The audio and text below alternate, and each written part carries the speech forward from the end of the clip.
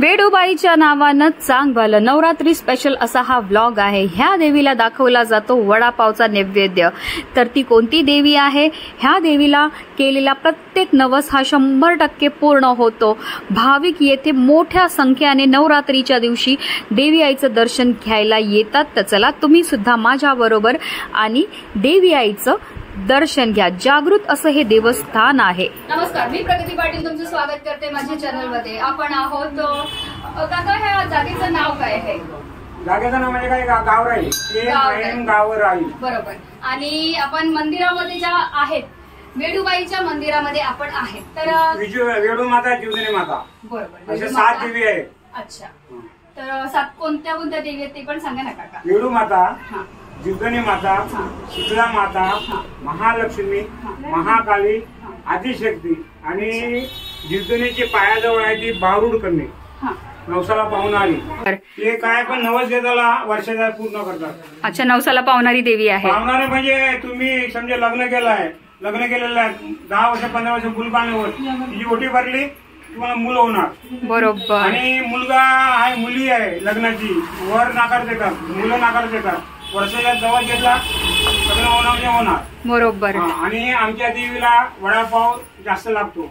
अच्छा, नैवेद्यामध्ये वडापाव दाखवला जातो। अरे वा वा वा, जिलाबी वगैरे किंवा पेढे वगैरे, वडापावचं नैवेद्य हे तर विशेष आहे। तिथं स्थान झालं ते पहिलं इथे, अच्छा, जमान्यात। नंतर इथे विचार केला आईने, शीतला मातेने, असं सगळं विचार केला की आज न उद्या वर्षांनी, 50 वर्षांनी, 100 वर्षांनी माझं मंदिर मोठं होईल, महिमा सगळा होईल, म्हणून इथून उडान केला आणि केळच्या भागाला गेली, अशी फिरायला लागली। बरोबर, तिथे स्थान घेतला, जागा सुद्धा मिळाला, सर्व बाग वगैरे दर्या किनारी, आणि तिने मंदिर झालं। बरोबर, जुनं मंदिर होतं। आणि गरममुळे माझी आई मला घेऊन जायची, मला देवाचा वेळ पण खायचं नाही, शाकाहारी, बरोबर। सगळं आता आधी इथे आले कोणी पण नवस घेतला पूर्ण होतो, मुला बाळाबरोबर सगळं, बरोबर पण, बरोबर। आणि मुलं नसतील तर ओटी भरायची, आईला सांगायचं आई म्हणे आम्ही तुझी खुशीने ओटी भरतो, तू आमची वर्षाच्या आत खुशीने ओटी भर, आणि पाळणा हलू द्या, कांदीच्या पाण्यामुळे तुम्हाला अर्पण करायचं, एखादीचे पाणी, बरोबर। अच्छा, म्हणजे ज्यांचे अंग रुपाय असला, कान, डोळे, छाती, पोटात वगैरे दुखत असेल तर नवस घ्यायचा चांदीचा, मी वाहेन, डोळे वाहेन, नाक वाहेन, कान वाहेन, पोटात कुठे दुखते, कंबर दुखते, तेवढा भाग वाहेन।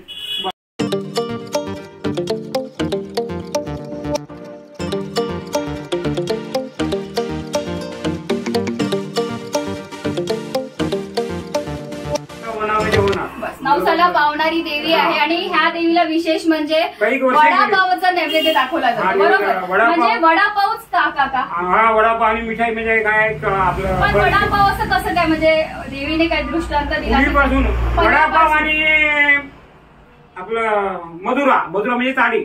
अच्छा, हा, मधुरा म्हणजे ताडीचा आणि वडापावचा नैवेद्य दाखवला जातो मधुरा।